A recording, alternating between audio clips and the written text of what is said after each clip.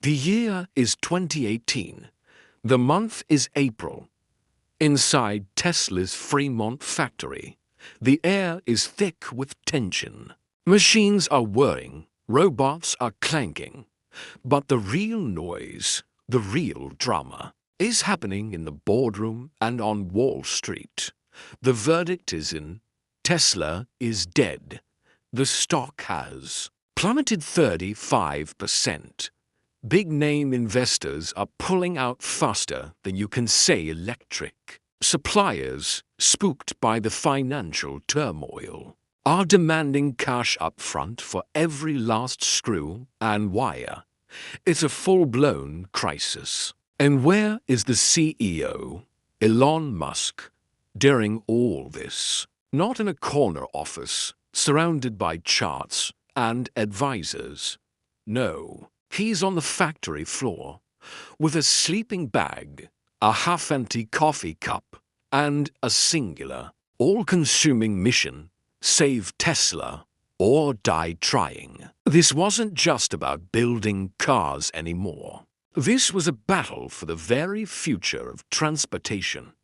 It was about proving, once and for all, that electric vehicles could not just compete, but win. If Tesla failed, the dream of an electric future might just collapse with it. Setting the industry back decades, the situation was so dire that behind closed doors, Musk had already drafted a last-resort lifeline, a merger plan with Apple, a desperate move, but one he refused to make.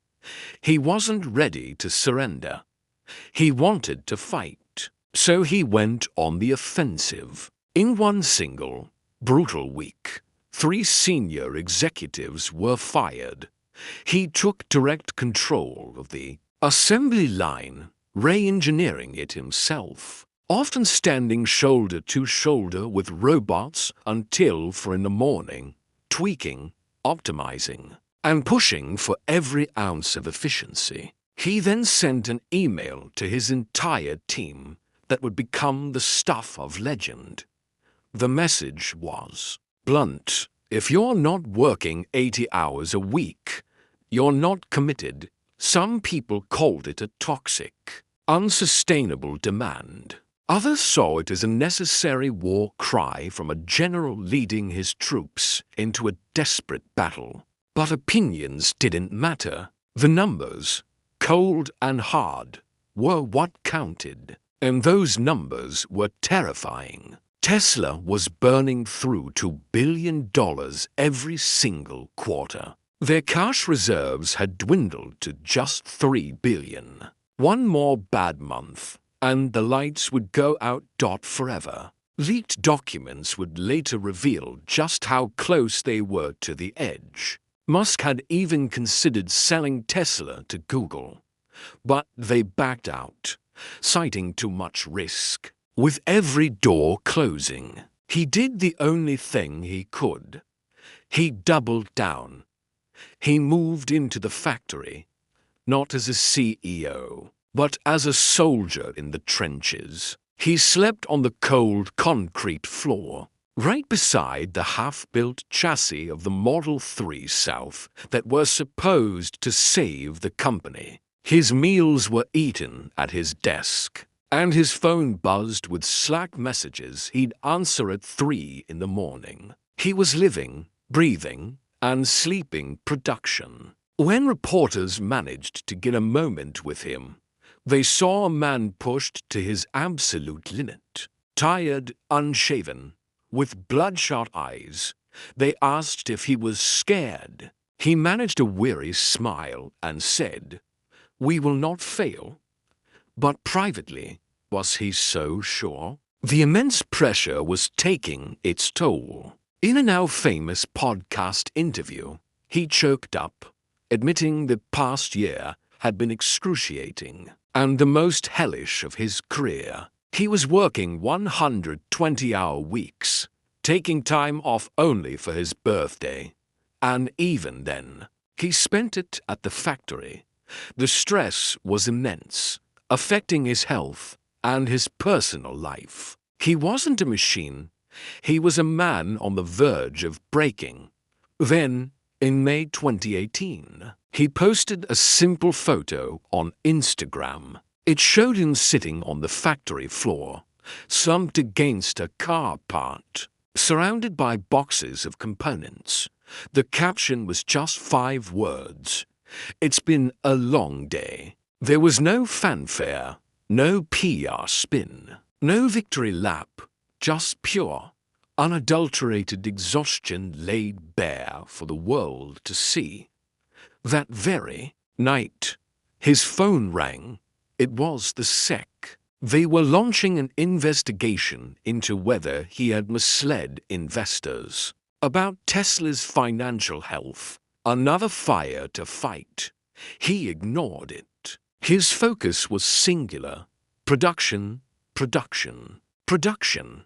And then it happened. The tide began to turn.